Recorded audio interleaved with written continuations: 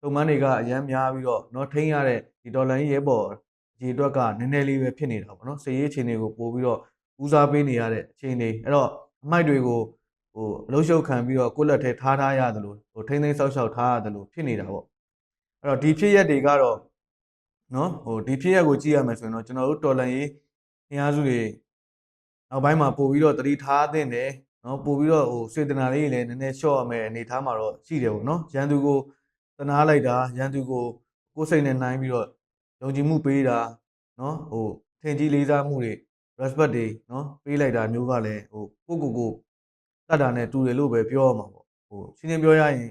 သူတို့ဘာသာသူတို့ကောင်းကောင်းမွန်မွန်နဲ့ထွက်ပြေးသွားတာပဲကျေးဇူးတင်ရမယ်အနေထားပေါ့နော်ကိုတော်လိုင်းရေးတစ်ဖွဲ့တွေကိုပြန်ပြီးတော့မတက်သွားတာပဲကျေးဇူးတင်ရမလို့ဖြစ်နေပါအဲ့တော့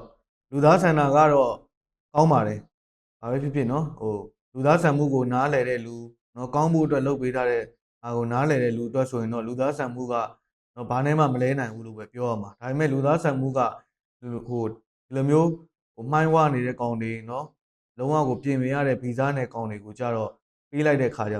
ခါမှာကိုယ့်ရဲ့လုံခြုံရေးကိုထိခိုက်သွားတဲ့အနေအထားမျိုးတွေဖြစ်လာတာပေါ့နော်ဒါတော့